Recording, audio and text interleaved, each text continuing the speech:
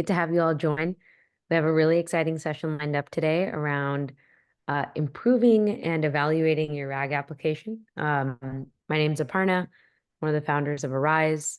We focus on LLM evaluation and observability, so RAG is right up what we see all the time. And we're really excited today to have Prakul join us.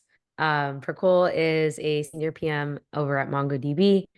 He is, in the depth of all of what people are building using kind of Atlas and of course vector stores. Prakul, do you want to do a quick intro of yourself? Yeah, hi everyone. I am Prakul, based in San Francisco area, and I'm a senior product manager for AI/ML at MongoDB, and super excited to be working today with Aparna on this exciting session we have lined up for you. So with that, let me hop over to the next slide. Awesome. But before we start, I wanted to introduce one more event that's coming where if you like this one and you like the webinar we're doing today, you'll definitely like coming to the Arize Observe conference. It's the AI observability and LLM evaluation event of the year. This year, it's in SF at Check 15 on July 11th. We have a promo code up that gets $200 off, so feel free to take a look. And there's a lot of sessions focused on not just RAG, but a ton around LLM evaluations that'll be there. So check it out. Awesome. Next slide. Cool. Well, today I'll jump into give a little context of what we're covering, and then we'll go in. So first, we'll do a quick overview of what is Arize Phoenix, what's MongoDB, and then we're going to get into the depth of how should we actually iterate and evaluate. And there's different periods of this in the workflow, some during indexing, some during retrieval. So we'll talk about that. And then at the end, we'll go into a demo so you can actually see all the stuff in action. If we have time, there's a bunch of advanced topics on how to improve that we're going to hope to get to. So keep the questions coming. I think we'll try to get to them as best as we can. And awesome. With that, we can kick it off for goals. So I'll do a quick intro of Arize Phoenix, and then we'll hop into Mongo. So Arize Phoenix is a open source observability tool for LLMs. There's some major components of it. First, actually, there's an open tracing. So all of this leverages open telemetry. And it's really a one-line kind of code instrumentation. So if you're using a foundational model provider, if you're using an orchestrator like Llama Index or LangChain, it's really a one-line kind of instrument that you drop in, and you get full visibility into the stack trace of your application, which is really great to be able to see not just the LLM call, but also the steps that happen before it in the application. It's also all of the data that's collected is available in a standardized format. This is also open source. Check it out. It's called Open Inference. And all of this comes together once you've collected the traces. It's in a standardized format. You can actually visualize it in our OSS product. If you're using Phoenix, there's direct connections to integrate and push into production. So you can then leverage Arize. But we'll give you a demo so you can see all of this in practice today. If you're building anything in development and you're planning to move it to production, you absolutely will need something to visualize your application. Awesome. Next slide, Purple. Awesome. So with that, let me introduce you to MongoDB. Hopefully, most of you on the call are aware. MongoDB is a leading document-based model for storing your data, essentially a database in NoSQL format. It has an inline feature called Atlas Vector Search, which is an inbuilt vector database with MongoDB. So with that, we started the Atlas Vector Search in private preview right before the ChatGPT came out and a lot of the buzz around this field started. We went GA last year, have been seeing a lot of customers build all sorts of applications.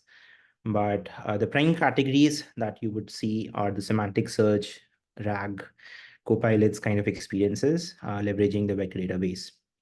So what MongoDB with Atlas Vector Search does is it allows you to store vector embeddings right next to your source data and metadata.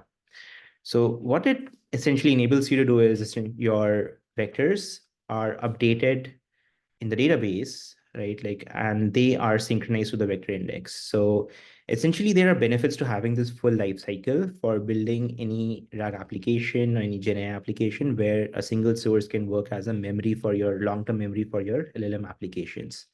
So one key piece that becomes a challenge with a lot of our people who come and love MongoDB is keeping data in sync between two different data sources where you have your transactional store different from your vector database.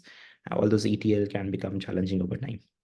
So the way MongoDB differentiates right now, like, from the dedicated vector DBs, which I illustrated what it does, and with some integrated databases, is with the ability to optimize the resource consumption via this thing called search nodes.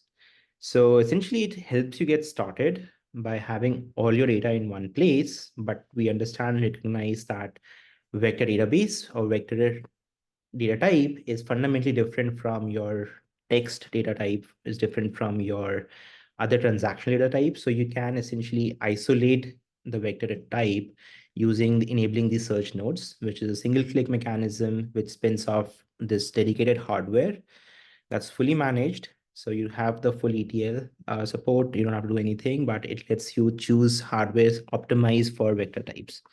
Right. So this is graph-based structures separate from your like B tree that you would require for transactional store, so you can optimize that. And so with that, you are able to run this on a battle-tested platform, which is fully managed. Currently, this is available on the MongoDB Atlas platform, which is this managed platform on 3 major clouds. There is also MongoDB, the open source. We recently announced the vector search capability will be coming to the open source community soon as well. So with that, yeah, let's talk about why RAG. Awesome. I think you might want to do one more click just to get the perfect. So either there's a lot of applications that we're seeing out there. I'd say probably, I want to say maybe it's like 60 to 70% of the applications that are being used out there today, where, to be honest, they're using retrieval augmented generation. For those of you who aren't as familiar, what is it? It's essentially a way to bring your own context and your private data to LLMs. This is a really simple example, but if you just hit one more, Prickle, I think the last bullet will show. Yep. You can ask an LLM specific information about topics that it wasn't trained on. So in this case, this is actually one about us back in the day, and it didn't really have any information about us. But then when we actually connected our own, our own knowledge base of our product documentation, it was able to give a lot more detailed answers about our specific product. And so you're generating responses based off of a trusted source of information. And then you can keep swapping out the documents in that knowledge base. So as you update it, as you get more information, your users are asking about this, you can consistently swap it out and re-index it. So super, super useful approach to actually connect it to your own private data. But hopefully this is more just an overview for most folks. We're going to get into the meat of how do we actually improve it.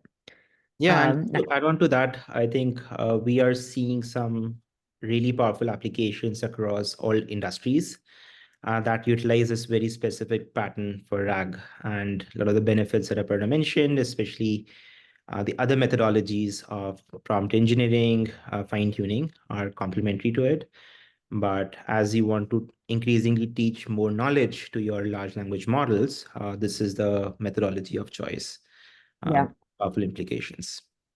Yep. There's a whole can of worms around RAG versus fine tuning, which is actually a totally separate conversation, but we'll shelve that for another one. I think, yeah, Prickle, you want to just give a brief overview of how RAG works? Yeah, so just as a high-level overview, RAG is a two-step process. On the top right, we start off with your private knowledge sources. And that's the power, right? Like you can use your unstructured data sources, like your PDFs, your Google Docs, Slack messages, wherever the knowledge resides, as well as your structured sources, your MQL data, your SQL data, tabular data. And then you put all this data is into this step for indexing, which is converting this data into a format that your retrieval system can take care of. And that is something that's put into the retrieval system. Retrieval system in most cases is a vector database. And there are some more advanced methodologies. We'll talk about it later. But essentially, this is the first stage of your RAG, which is data is prepared into your vector database. So anytime the next time the query comes in, user comes and asks a natural language question, right? In our previous example, they talked about tell me what Arize, for instance, right? So these kind of methodologies, these kind of questions were not something answerable.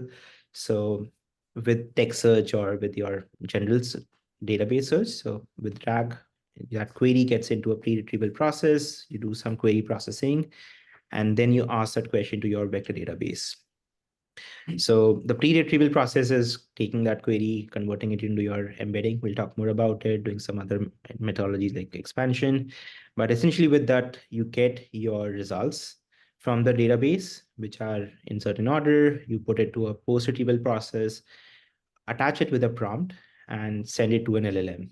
So prompt is an instruction of the original user question, and the LLM is then able to give you a specific, well-informed answer.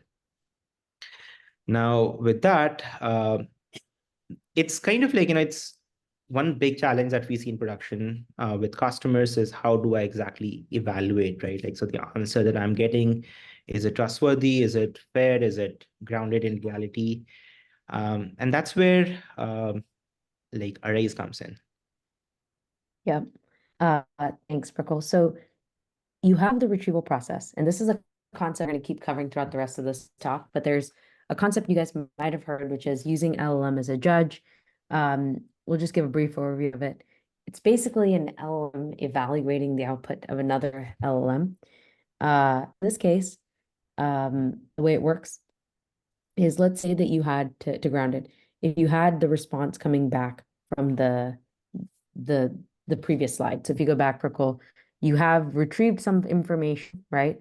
And then you're actually passing that into the LLM call, and then you get back a response.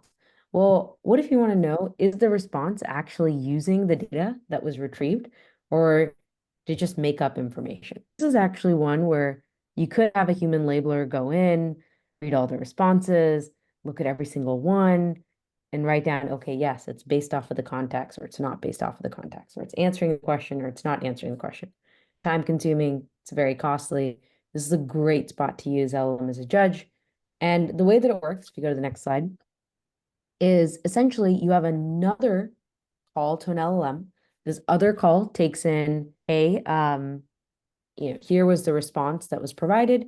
Here is the actual, here was the response that was provided. Here is the actual query that the user asked, and here was the context. So in this world over here, it would take that top blue prompt that you're seeing, the blue response, all of those then become inputs into the eval prompt template. And there's a lot of different templates you can use. So there's templates around hallucinations, there's templates around question and answer, but you're taking in basically the prompt and the response from your first call, passing it into a second call. This gets passed to another LLM call, and then you can generate an eval of, did it hallucinate? Did it make up an error? Or is it based off of the context? And so it's a really great way when you don't have the ability to label every single response using a human labeler. It's a great way to actually leverage LLMs to do this evaluation. And we'll jump into some examples of that on the call. So LLM as a judge is an important concept. Some of the other concepts we're going to touch on relevant to observability is, next slide, is this concept of basically collecting traces. So these, like you mentioned with Prikul, it's not one step. You'll have the user query, some kind of retrieval, and then there's an LLM. There's multiple steps in this application. Each one of these is also going to be, it's important to know where in the stack trace, if you call it that, did the call go off? Did it go off on the LLM call? The right document's not retrieved? Was there some issue somewhere else? And so we're going to talk a lot about tracing and what the different standards are around this today. So just wanted to preface that. And the last slide, we jump into the details, you can go next, is essentially how do you tie the two things we talked about? You're using LLM as a judge, you're evaluating the responses, and then you want to tie it back to the actual traces in your application.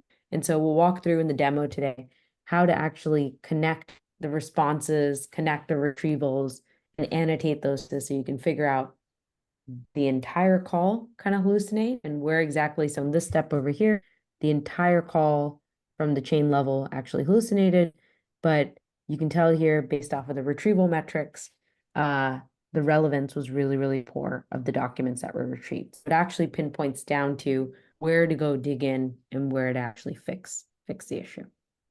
So some high level concepts, but I think we're cool. Maybe ready to dive into the meat. Right. So with So, go for it, Aparna. oh, yeah, I was just gonna say maybe one thing before I jump in. I think the you'll see this in the way we jump in is like there's first a section we'll do around the indexing process, which is a precursor to actually retrieval. Exactly. So we'll talk about kind of what are all the ways to set up the indexing and how to do evaluating, and then we'll jump into the actual retrieval component. But thinking about it and breaking it up in those two ways is helpful because there's a lot you can do in both ways to actually improve your RAG performance. Yeah, Go ahead, and Prabal. like with a lot of the RAG applications, I think the majority chunk of your time, at least in the beginning, is spent in the indexing stage, which is thinking about your data, all the different data sources you have, and how do you want to model it such that you're able to extract the necessary insights from it. And then the second part is the search. As you go along, you would be searching and you'll be benchmarking, and that's where you'll need to understand how to continuously improve and where to make changes.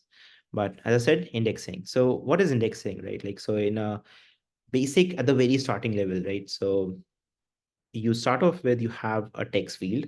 In this example, we're talking about the plot field of some movie, and you essentially add embedding to it.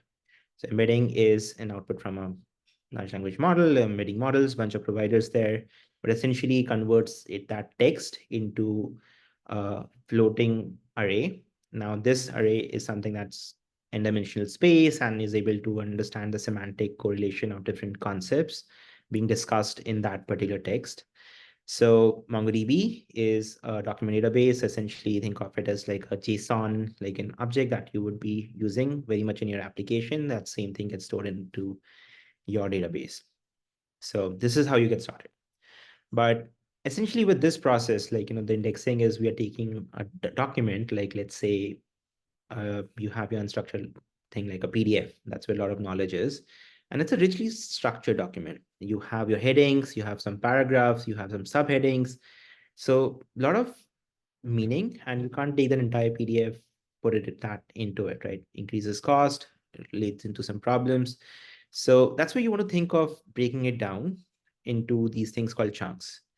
So a lot of your practitioners out there, but like experimenting with that chunk size, like how do you break down your document is very critical as interplays with how well your retrieval will perform. So when you think of the chunk sizes, there are different methodologies. So one consideration is what embedding model you're using and what is the context window there. But even more important is how to semantically capture meaning. So I'll give an example. Suppose you're working on a medical data set, thinking of how do you think of like, diabetes medication, what are generic medications recommendations versus what are the things that are covered in for a diabetic patient, like what all hospitals they can go to. All of this information typically would be in a single PDF, right? So these are different varying concepts that you want to split off so that medications is captured together. Otherwise, your retrieval will not work well. So with MongoDB, one thing is the ability to test with your varying chunk sizes. In the first, we are showing chunk size of 500. And the second, you can store chunk size of 200. The flexibility of the document model really allows for doing this, to make these changes retroactively, make additions, etc. But this is one critical piece that depends on your use case that you need to understand. The second thing that really becomes critical is experimenting with your embedding models. The one design pattern with MongoDB is building developers' life easier. And with that, the document model allows you to have output of different embedding models into the same object. So now, why would you want to do that? One is there is an MTEB leaderboard. Most of you would be aware, but it talks about how these embedding models work across different parameters of the task you're trying to do. If you're trying to do a retrieval, if you're trying to do a clustering, question answering, different models have different performance. But also depends on your enterprise's procurement policy. Some of you would require more secure access model versus self-hosted models. So there are a bunch of those considerations. But the retrieval accuracy is vastly varying. So in this example, we are showing using an OpenAI based ADA2 model. 1536 is a dimension size that it would put it. And we're using an open source model from Hugging Face that has dimensionality of 384. And you can also do things like, backfilling and testing with different embedding models. In this case, just labeling it with your dates, etc. If you were doing something more advanced with fine-tuning embedding models, for instance. But being able to store all of these alongside your data and being able to test it out can supercharge your experimentations, help you get into production with a great retrieval quality. So the third piece we're going to talk about is like these chunks have complex relationships. So for instance, if you were trying to do something like a retrieval, typically we find smaller chunk sizes work better. Like, just being able to get you the most relevant answer from your knowledge base.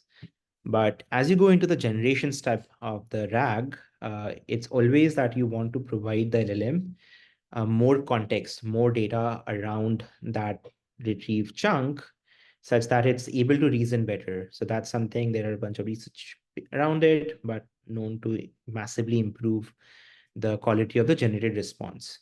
So essentially, you're dealing with retrieval and generation. How do you combine these two things together? That's where this design pattern called parent document retriever comes into picture. So essentially, you have a page, you split it down to paragraphs or lines, maybe do a retrieval on the paragraphs or lines. But as you pass that into the LLM, you provided the entire page. So with MongoDB being a full-fledged document store, having your embeddings, your data being alongside, you can do things like inner joins and very easily put together these complex hierarchical representation of a knowledge base easily as this document. So that's big improvement that you can explore in your step. So fourth point I want to talk about on how you would think of building this and working through your data is essentially using these multiple methodologies. So same collection, in some cases, it's like, you have your paragraph that you want to be using your vector search on, but you have some other data, full page content, you may want to just use it for text search, or you may just want to have it there for passing it to the LLM, like in the parent document retrieval pattern. You can store all of the document, this kind of heterogeneous document in MongoDB's like same collection. Makes it easy to iterate, but super powerful as you go through these steps. So the next point I want to talk about is as you iterate in this indexing process, right? We started off with just having a text that we wanted to create an embedding for. Now, the next step is essentially being able to extract and add some metadata to it. So we often find, like, as you want to pinpoint and increase your accuracy, being able to like extract things from your plot, for instance, like, your genre, your runtime, your title, right? The type of whether it's a movie, it's a TV series, etc.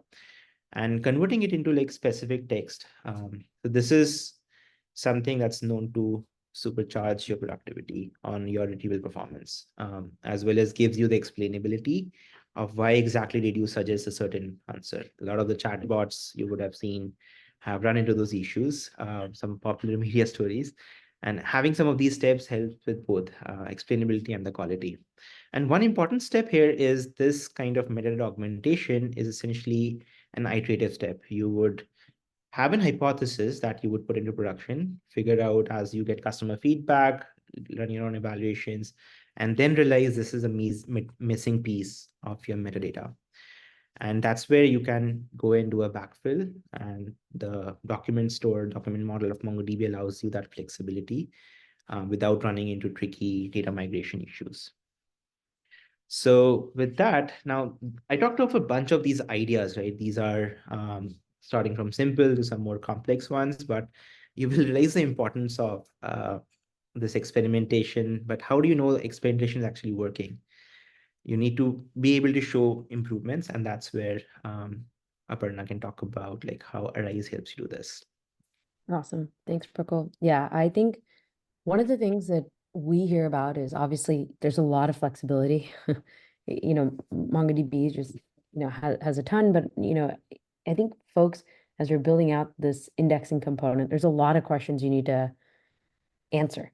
So Prokul talked about there's experiments on chunk sizes, there's experiments on embedding models, there's experiments on how you want to, what should the size of the document itself be? And so these are all things that when you're actually doing the indexing, teams should run experiments to see what works best for their applications. So for example, here's kind of one that you can see here where we're looking at three different kind of parameters for this experiment. One is K size, which is K is the number of chunks that's actually passed into the LLM call. So does it do better with 4 chunks being passed in, 6 chunks, 8 chunks, 10 chunks? There's also what retrieval approach are you going to use? Are you going to use just an original approach? Are you going to use a re-ranker, hide? And so there's all sorts of different approaches you can add on top of just the original one. So this basically will take the chunks based off of some information, will then reorder the information so that you can give the most important information to the LLM. And then there's also another, ones you could do on the size of the chunk. So small size chunks, 100 characters, 300 characters, 1,000 characters. And the reason to do this experiment is that,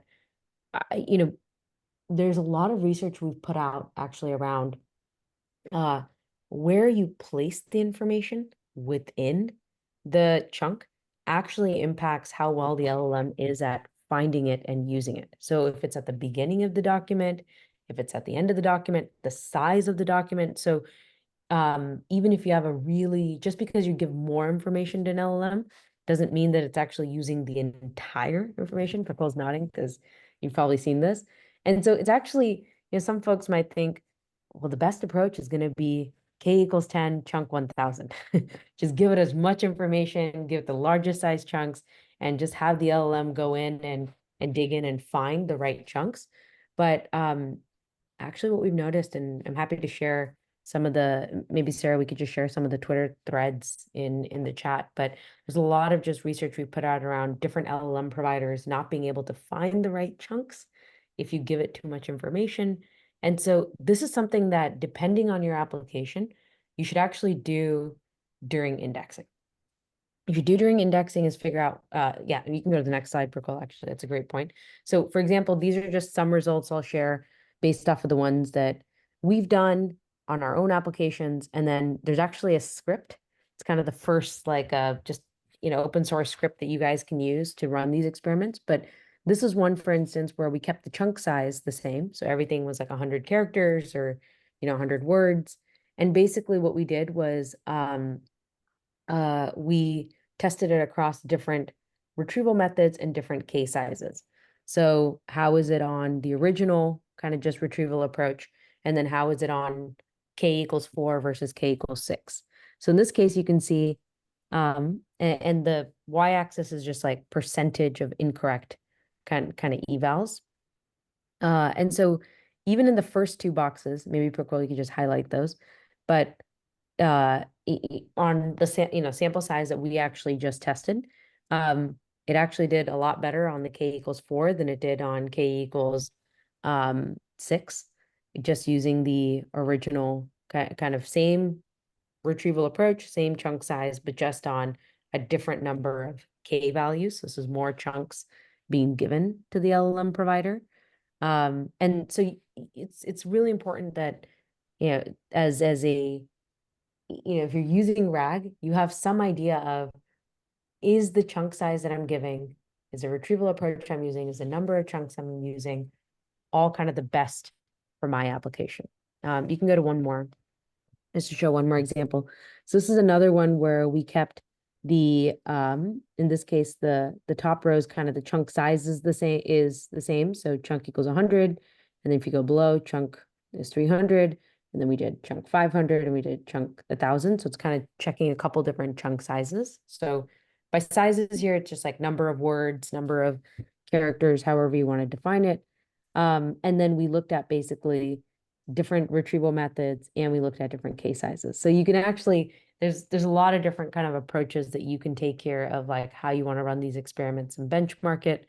The key metrics we typically look at is, you can either look at the, in this one we were looking at precision at k. So at a different k level, what was kind of the precision?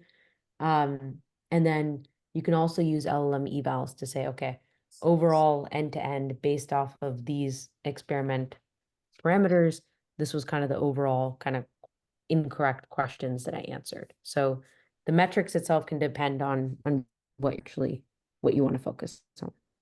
But recap on just kind of the indexing part of the flow.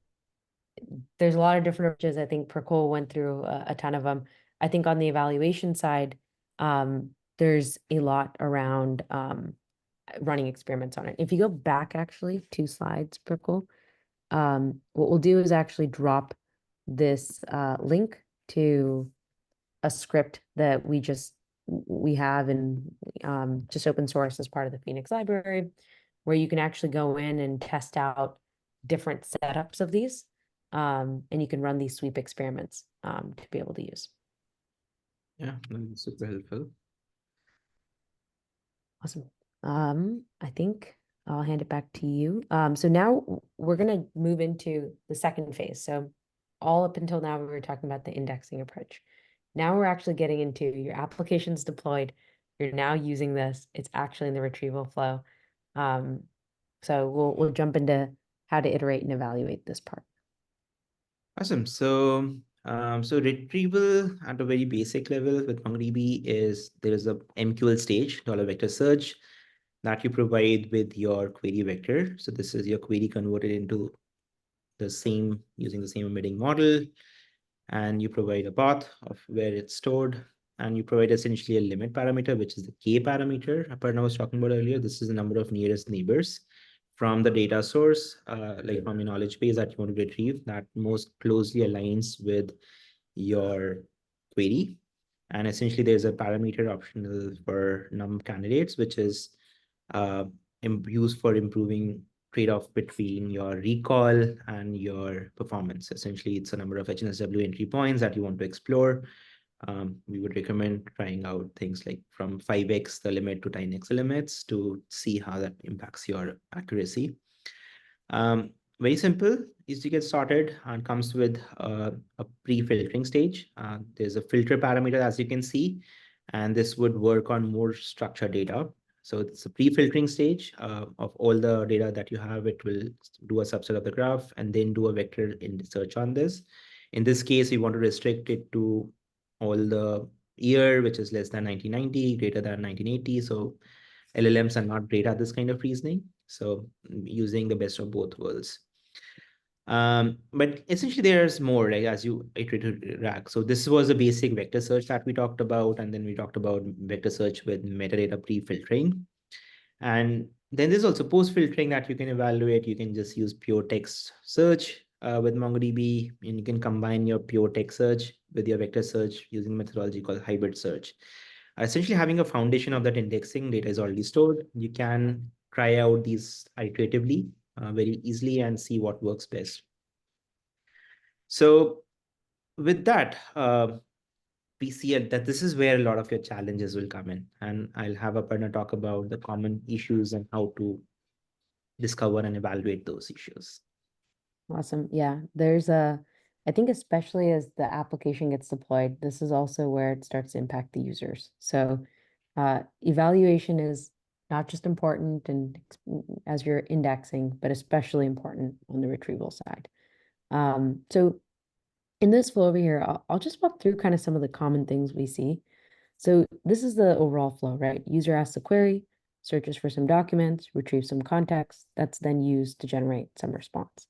If you hit it one time for cool, there's typically what most teams end up caring about is they start working backwards, where first what they care about is, oh, I got a bad response. So users are giving me thumbs down. I have an issue. This is actually not a good response. And then they start to work backwards to, well, if I go back and I see, well, where in this flow could it have actually had the issue? So first off, you might not have even had when the user sent in their question, it got converted to an embedding and we did a search. There might first be, there's not even any documents that was in that knowledge base that were close enough to what the user was asking for. So in some cases, if there's certain topics that they're asking about or certain types of questions where the exact specific information just wasn't there, then you might have an issue where it doesn't even find any documents relevant enough. Second, there's the issue of, well, it did find something, it comes back with something, but the document that it did find wasn't always the most similar document or the most relevant document to actually answering the question. And maybe some of this is just there was a lot of chunks to choose from. It picked from top K, but those weren't the most relevant. And then once you have that information, you then make the LLM call, but then the LLM might not actually use the context, or it might make up other information other than that context in the actual response. And so there's a lot of things that can actually go wrong in this flow. And so what we'll dive into next is a series of metrics that'll help start to figure out what went wrong. The first one that we always recommend is kind of like an end-to-end evaluation, which is if you go back up to that slide, last slide, Prikul, what people care about is, was it a bad response or not? Did it answer my question or not? And it's great if you get back kind of that user feedback, like the thumbs down in the image, but you might not always. And so in these cases, if you go back to the next, you want some kind of end-to-end evaluation, basically saying, is the answer correct or not? So this was my user. They asked a query. This was the context that we provided, and here was the final answer generated. This template here will link kind of some of the docs for the Q&A template from Nix, but it's essentially asking an LLM, hey, did you actually use the information in the context to answer a question? And is correct. So is the question fully answered? Is it partially answered? Is it not answered correctly at all? So this is kind of what we call like an end-to-end eval. It first tells you the answer that was generated, actually the correct answer. But typically what teams end up caring about is they want to go a level deeper. If you go to the next slide, there's all sorts of different places where the answer could be wrong from, like we talked about. There's not enough documents, the chunk wasn't relevant, etc. And so in the tracing, we'll show this in the demo, is that there's a lot of other information that can be surfaced if you use tracing. So we'll talk about some of these OTel standards, but there's different types of standards for document types, ranker types, embedding attributes that can be passed in. These can then be used to generate essentially deeper retrieval metrics. If you go to the next slide, the common metrics go a little bit deeper, actually to understand, is the IC and the relevance of the documents that were retrieved really, what was that accuracy and relevance? And so some of the metrics that are used there are typically things like in DCG, is the ranking of the documents that was used and how it was used in the LLM call actually effective? Hit rate. So number of the queries that actually have that relevant context. And then of course, precision at K. So up until some number of documents that were retrieved, how many of them were actually relevant. So if you retrieved chunks, was at least one of the three relevant to give to the LLM so that it can answer the question. And so each one of these start to get to more specific about the documents, the chunks that are retrieved, so that you can go to the next slide, so that you can actually do things like evaluating, is the chunk relevant? And you can derive these metrics based off of a chunk relevance eval. So the chunk relevance eval is basically checking, is this chunk, was it actually useful? Does it contain information to answer the question? And then based off of each of, so if you have like 4 chunks, or if you have 10 chunks, like we saw in the experiment, you can then build those aggregate tricks like NDCG and the precision at K based off of this low-level chunk metric. This might make more sense with the demo, so maybe we'll try to just quickly give a brief overview of the demo and a little bit of that. We'll pop this link in the chat so you guys can buy it. I'll go ahead and share my screen. Virgil, can you see my screen? Yeah. Awesome. Okay. So we'll share this demo so folks can follow it. Do you want to give, so the demo, really quick, high level, we're importing some important packages. And then Virgil, just quickly talk through the Mongo parts here. So with MongoDB, like you can just go to cloud.mongodb.com. You can get your forever free account, set up a cluster, and essentially you get your URI that you would see in the previous cell that you drop in there. You can set up once that's done, you set up your DB name, collection name to whatever you want it to be. That's will be created. And in this example, we are just taking the data set that's been prepared already. This is Arize's documentation. And once you execute this, you will see it's been inserted into MongoDB. Once that's there, like you can visually inspect it on the UI, and then essentially go ahead with executing establishing an index there, which is Atlas Vector Search Index on the defined embedding field. And this is using like Llama Index, which is a popular LLM orchestration framework. Mongo has native integrations there, and you will see down below. In there are various ways of using this data now. So we are using the MongoDB vector search index type. There are others that you can use as well. But now, once this step is done, you can initialize your application and use it whenever as needed. So this is pretty part of the indexing, all of the components we talked about around experimenting and evaluating the indexing belongs phase. Once it's actually being used, so this case over here, as you're actually calling the client and you're actually using it to do the retrieval, you can actually connect and set up Phoenix. So I'll just quickly go over the Phoenix setup. It's essentially one port pip install Arize Phoenix. You'll actually set this concept of a global handler. This is basically the instrumenter. But what will happen is basically every time you run your query engine and users are asking questions, you can actually visually go in and view these traces inside of Phoenix. So this is Phoenix for those who don't know. These are all these different, and this is kind of the trace view. These are the span views. So in the trace view, what I can go into is if I click into a single question, I can actually see the full chain of what was the question that the user asked, of course, what was the output. And I can also see things like what were the documents that were retrieved. So here's kind of one of the chunks. Here's another chunk over here. You can actually see the LLM call of those chunks being used to generate the response. And all of these are actually based off of the tracing kind of instrumentation that we were talking about before. So if I go into an LLM call here, you can see all of these are the open telemetry attributes of what were the contexts that was actually sent in. And these were the contexts that were actually used to answer the question. And so in this case, at a very top level, what folks care about is, of course, can I first see what are all the steps that happened? So there's the retrieval steps, there's the LLM calls, you can see all of what's happening. And then you can tie basically the evaluations alongside the traces. So in this case, you can see at a top level, I have evaluations. This is kind of like the end-to-end evals of, did the call hallucinate? Is it correct? And you can see here in this case, both of these are actually factual or correct.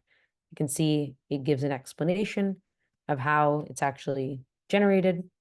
But then what you can also see is each of the individual, if I go into the actual retrieval step, you can actually see at each chunk level how relevant was the chunk itself. So in this case, this chunk over here was relevant.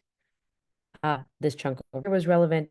And so the precision of this one, which is how many of the chunks were relevant, both two were relevant. And so it has a pretty high precision and a pretty high NDCG. So you have chunk level of evals, and then you have aggregations on top of that that you use to actually see how many of the chunks that were actually were useful to answering my question. So there's, just noting again, top level kind of end-to-end evals. This is more of across the entire flow. What's kind of the eval, and there's also kind of, each span or each individual step can also have its own type of evals in the flow as well. And so hopefully this gives you a little bit of a view of how to connect, what's going on the retrieval side, getting visibility into it, and then also being able to evaluate it. On the Arize side, this is Phoenix, our open source project. On the Arize, you can then also monitor all these metrics. So you get visibility into production of when something's starting to hallucinate or something's starting to go off, you can actually get full visibility into that. Nicole, anything else you wanted to add on the demo here? No, I think it's just as you go through that notebook, you will realize super easy to integrate. Like, firstly, going from like your data to having a working RAG applications using MongoDB and Llama Index, and then it's one-click attachment with Llama Index for Arize to be able to observe all the steps in MongoDB. So I thought that's pretty cool and super simple to get started. And yeah, as Aparna showed, some really great out of the box and super, but it's also very much configurable. So especially with regulated industries, you would have very specific things that you would want to check on things that you care about. So it's extendable and you can add those evals as needed. Awesome. Okay, I know we're totally over time, but maybe what we could do is at the very least try to hit some of these if folks have time to stay on.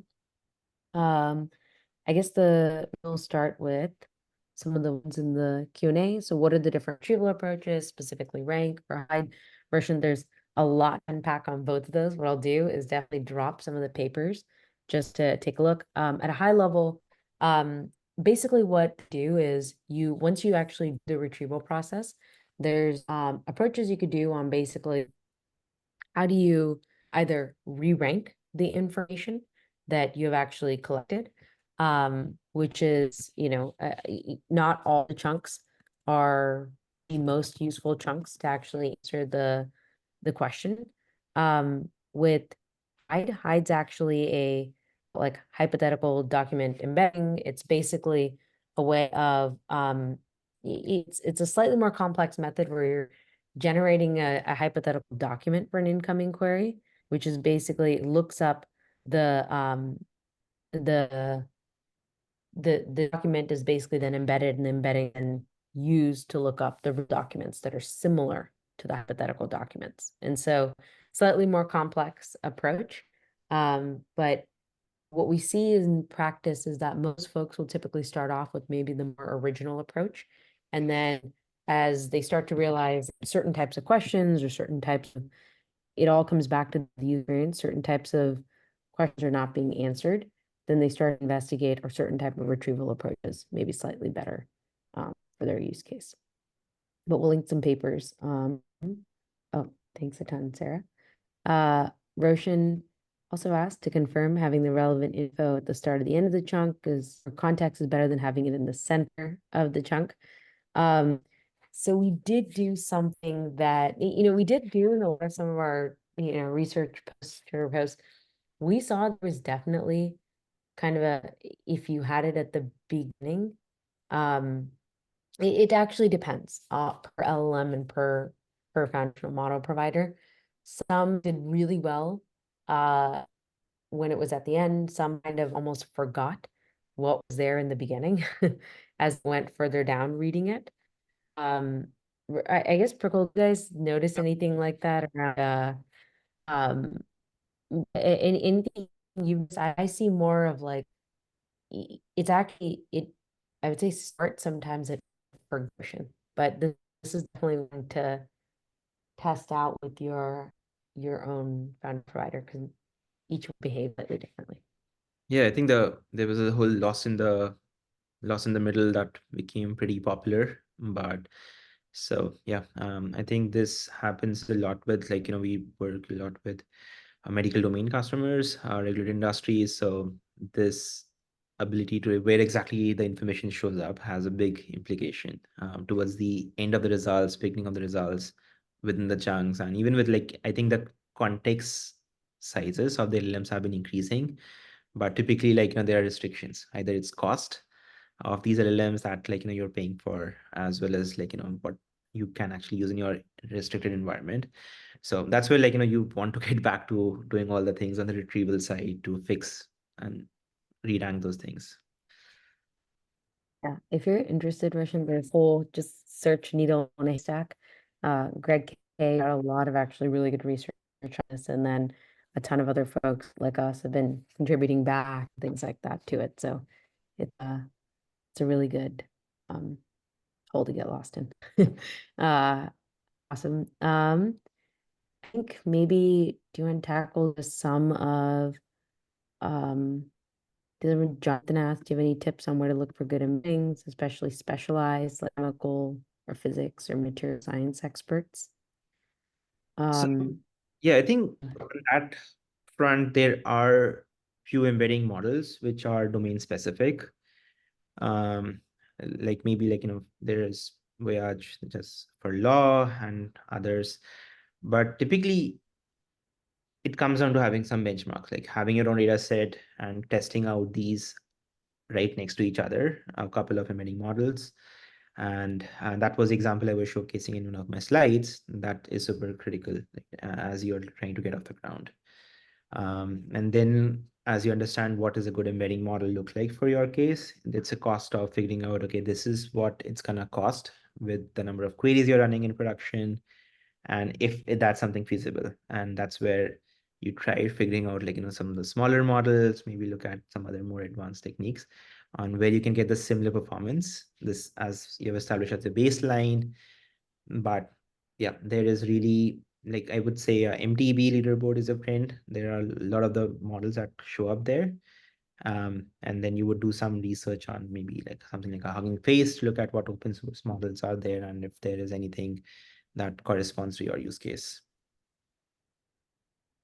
awesome. Shilpa, I just answered your chat, but you're not using any orchestrator like Llama Index. Absolutely no issue. You want to use Phoenix. We work with auto instrumenters, which is kind of like a one line type of thing that you can use with any, list of all the foundational models. You can also always use manual instrumentation because we're compliant with OTel. Um, okay, there's I feel like a lot of questions still in there.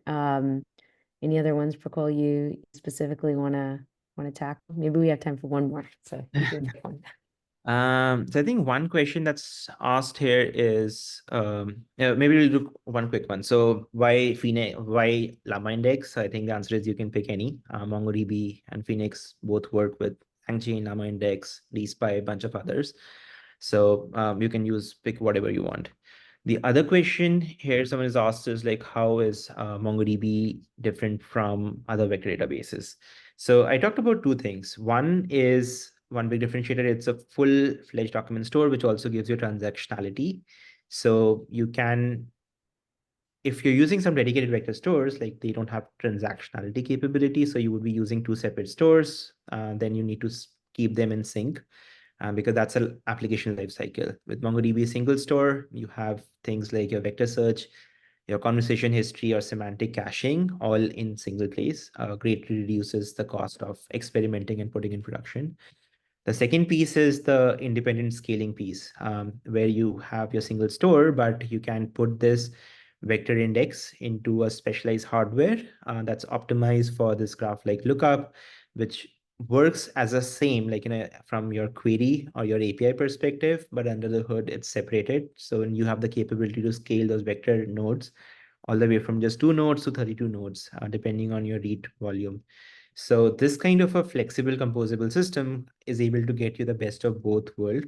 And that is how like MongoDB is different from a dedicated database, a vector database. This is just point solution. You will need to use others, or something like others like Postgres, where you don't have this independent scaling capability.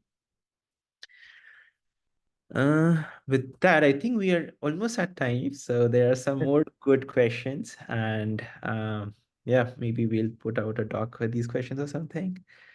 Yeah, But or we'll have to do another one at some point. But thank you so much, everyone, for joining, and especially thanks for staying over. And hopefully, all the links and the demos were useful. Thank you, and big thank you to you, Prakul, for joining us today yeah, and wait, sharing everything you. thank you so much for having me. Super awesome to work with you on this. All right, Awesome. Thanks. bye See ya. everyone. Thanks for Bye. joining.